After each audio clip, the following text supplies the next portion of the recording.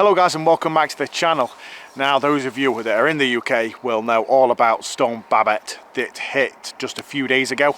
It was actually really bad, and in my local area actually we suffered probably the worst flooding I think I've known sort of in my lifetime locally. The local river that I fished just wiped out everything. It wiped out some of the local fisheries. Lots of people's houses got flooded. There's probably loads of fish stranded in some fields that we'll probably have to try and rescue at some point. But I actually fished during the storm, on that day of the storm. I didn't realise quite how much rain we was going to get, but I knew that during stormy conditions it can be a perfect time to catch big fish. And it's normally when the rain's hammering it down, you got the miserable overcast, it's really quite dark throughout the day, and that's when the pike will feed throughout the day. There's no longer a bite window first thing in the morning, last thing at night, because it's dark pretty much throughout the day and the fish will continuously feed. It colours up the water and it makes things perfect.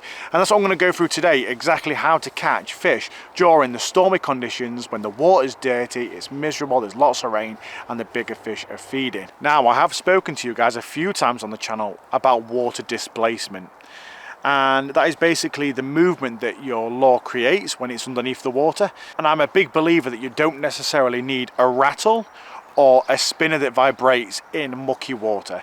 You just need something that pushes a lot of water. Pike have a lot of sensors underneath their chin and around the head and face that picks up on certain movements, and I think in my head that a very tight rattling movement or a spinner blade probably imitates more of a smaller bait fish, whereas a big fat paddle tail bait under the water, kicking up a big disturbance, not necessarily a tight disturbance, but a big disturbance, will trigger some of those bigger pike to think that there's a larger prey fish there. And that's why I tend to use just larger baits during these conditions. And the ones I've been using mostly was the rattle trout, 25 centimetre and the 27.5 centimetre. Both of these are around 200 gram, and that's why I was chucking them on my extra heavy setup. The 50 to 200 gram Abu Garcia beast rod obviously needed for this.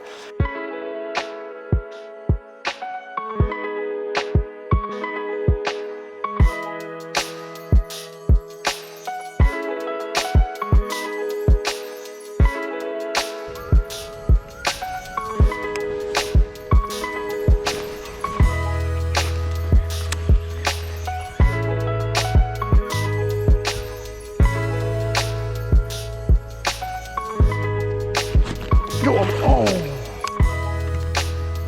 that was close. Watched it follow all the way in, pull the back rigging out. Look, it wasn't a bad size pike either.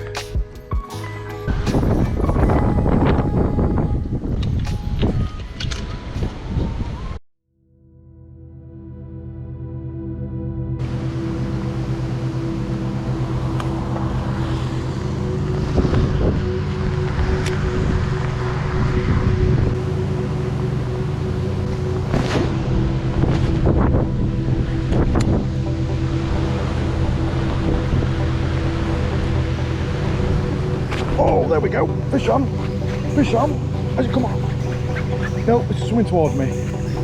Come on. I don't think it's big. It's putting up a good fight though. Oh no, that's a decent pike. That's a decent pike. Oh, it's just got a massive head. Yeah, I don't think it's massive in length, but it's got a great big head on it.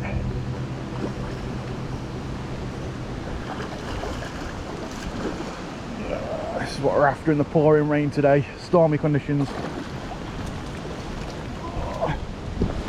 We got it in the net, yes. You know what? That's a double. Cut on the rattle trout. Lucky to land it. Both the hooks were caught just on the outside of the mouth. It took it at range as well, so I'm glad I got the hook up. Got to be very careful, I don't want to cause any damage. There we go. Well, she's not a very long pike, but she has got a huge head on her. Get a quick measure. She is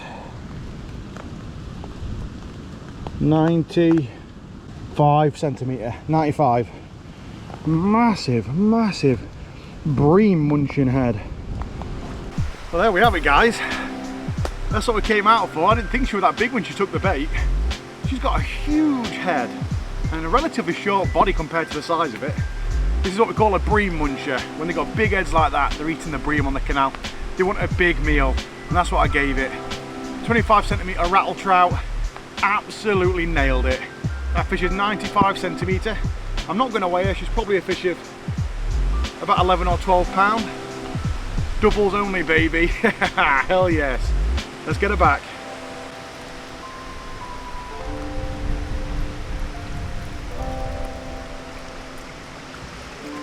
So the first pike of the session ended up being a beautiful double figure pike, probably a fish of around about 12 pound. I didn't weigh it, obviously the rain was hammering it down. I did not want to break my camera gear. Stuff was already starting to fail on me, GoPro batteries were stopping working. So I got that fish back and it was time to carry on moving down the canal. Like I say, it was a ticking time bomb with my gear at this point. Everything was getting wet, even my pockets were full of water. Absolute madness. But we'd caught that fish and I knew that my plan had worked straight off the bat. It was the first fish of the session within probably about an hour of fishing, and now it was hopefully time to try and find some more.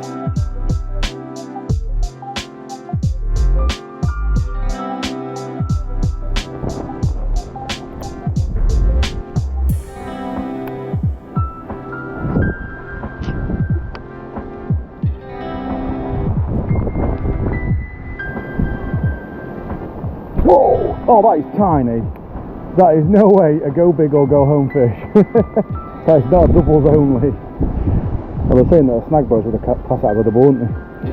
Now they're giving it a better pound. Well, hung itself, poor thing.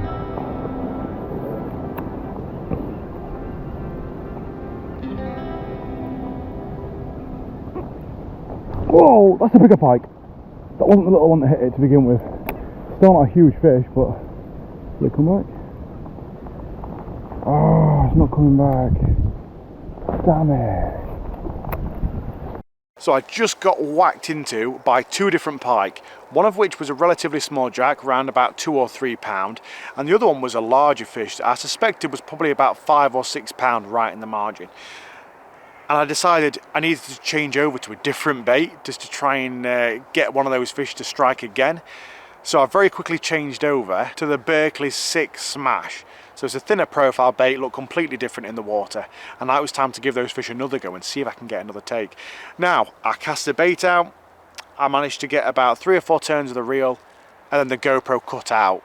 I can't remember exactly whether it was because the battery ran out or because water had gotten inside and it was playing with it. But then literally, I'm talking 2 or 3 turns after the GoPro turned off, bang, the bigger pike hit it. I hooked it. And it was a good fish. It was probably another double figure fish, possibly 9 to 10 pound. I would say pushing 10 pound. Unfortunately, didn't capture it on the camera. I couldn't even turn the GoPro on at this point. I was really struggling. So I set the other camera up just to try again and just to see if I could get one of these fish to take again and possibly the big one. I cast out and smash that smaller pike, probably about 3 pound. Absolutely nailed the 6 Smash, perfectly named. Right down in the margin. So it's a shame. I could have got both of those pike. I did hook them both twice on 2 different baits, rattle trout and 6 Smash, and we just managed to land the small one. But it shows you how effective this style of fishing is during these horrible stormy conditions. They absolutely smash it and they'll keep coming back for it as well, as long as they're hungry anyway.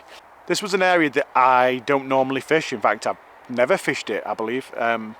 But because everything was failing on me, my cameras were breaking, I decided just to head home and fish a home stretch of water for maybe an hour before I had to be home.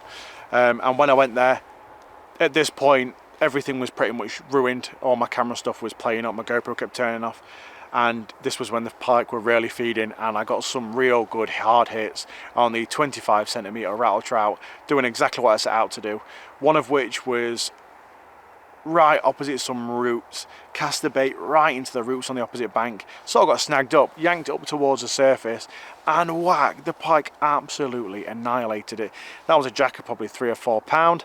Unfortunately, GoPro cut off, as you could see in the footage, and then later on, I did actually have the GoPro rolling again.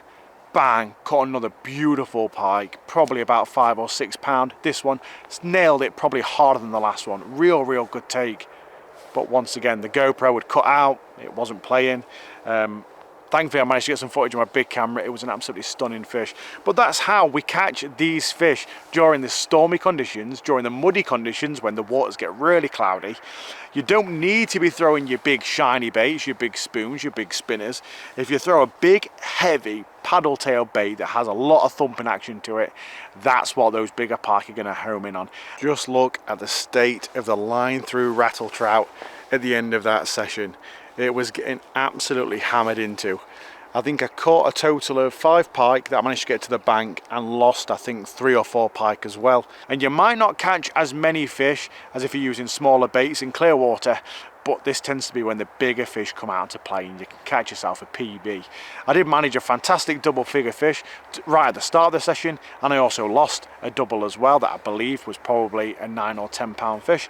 So all in all, it was a fantastic session. Unfortunately, I've had to reorder the microphone, which is currently sat above your head right now. Brand new microphone. I've also got a new portable battery pack. I've also got some new GoPro batteries because I wrecked half my stuff during that session. Fishing was great. Camera stuff not so great. Thankfully you survived though. Good job. So thank you guys for watching. I hope you enjoyed. If you want to check out the YPC UK tournament, that is getting aired this weekend, the 29th. This video might be uploaded either on the same day or the day before. I'll leave a link to that down in the description below so you can check out how those guys get on over there. It'll be Group A to start off with, and then I think it's Group A for the first 2 weeks, then it'll be my group, Group B, for the second 2 weeks. Make sure you go and subscribe and check that out. Anyway, thank you guys for watching. Hope you guys have enjoyed. I enjoyed that session like 1000%. I just didn't enjoy breaking all my stuff and having to spend more money, but that's what it's all about. Make sure you subscribe, and I'll catch you guys later.